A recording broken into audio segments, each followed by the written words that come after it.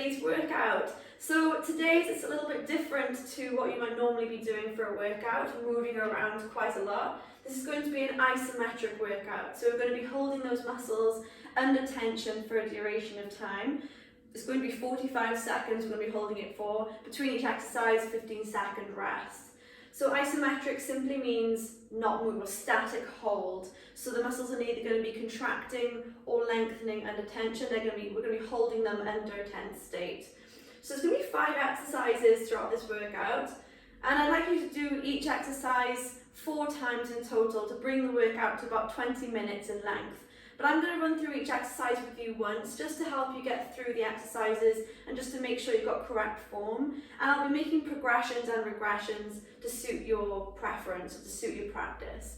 So as always, you don't need any equipment whatsoever, just some space around you to be able to move statically, freely. Maybe crack a window open because it really is going to build up some heat. And maybe have a glass of water nearby just to make sure that you're hydrated throughout the workout. So with that being said, I've got a timer in front of me.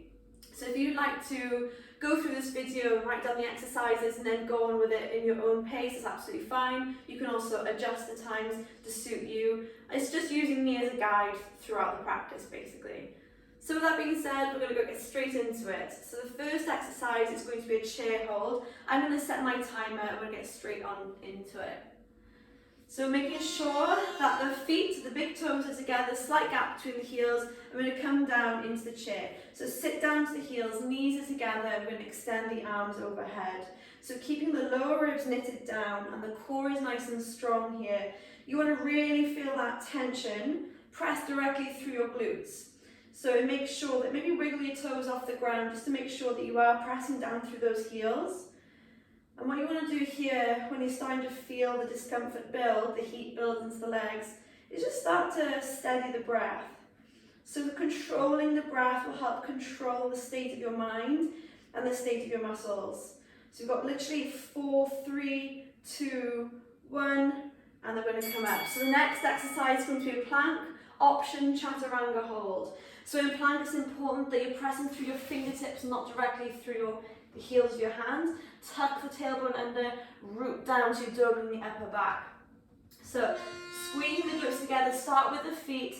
So gripping into the mat through the toes, engaging the legs, lift the kneecaps, squeeze the glutes, root down through those shoulders into the fingertips. The option here to progress the exercise is to shift the weight forward and then come down to chaturanga. So in chaturanga, again, you're still pressing down through the fingertips. I'm still squeezing the glutes. Option also to regress, if you find plank a bit too much on your wrists, you can come down onto the elbows, or you can literally come down, bring the knees down, give yourself a bit of a break, and then come back up. But wherever you are, we've just got a couple of seconds left. Keep the core strong, and that's that. That really gets the arms burning. Okay, so the next exercise is going to work our core.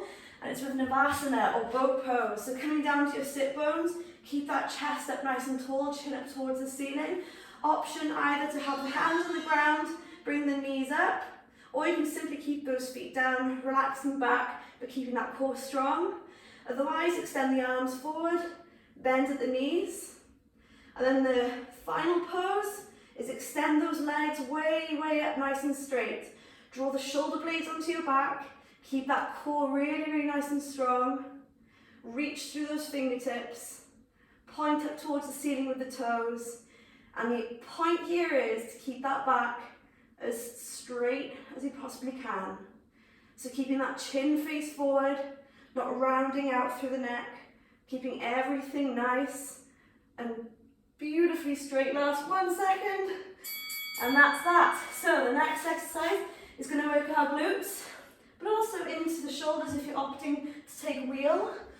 So simple bridge, feet shoulder distance away from the body, about hip width distance apart. Press down through the heels and really tuck that hip up, the hips up. So tucking the tailbone, really tightly squeezing the glutes. You can either stay here or option to take the hands beside your ears, fingertips facing towards the feet, root down through the heels, slowly press yourself up onto the top of the head. And then pressing yourself up into wheel.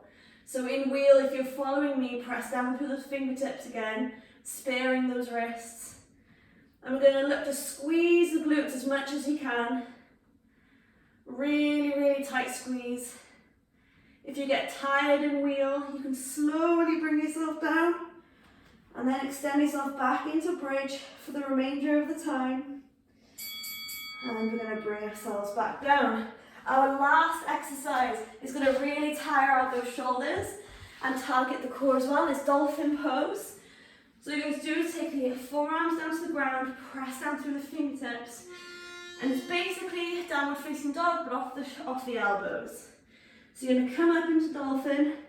You can bring yourself into this pose from downward facing dog if you find it easier, by simply bringing one arm down and then the other, and then slowly walking the feet in. So if you find that your back is rounding, bend at the knees, and then bring your head between the arms as much as you can, just to keep that spine straight.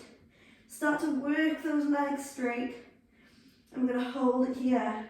So lifting the kneecaps, you're going to start to feel that heat building through the shoulders, the quadriceps, the thighs, and the core. Again, steady the breath, knees down, and that is it. So what I'd like you to do, if possible, is repeat that another maybe 3 times if you can, just to bring yourself full circle into that 20 minutes. If you only have 5 minutes, workout is done. If you have 10 minutes, twice. So as many times as you feel is necessary.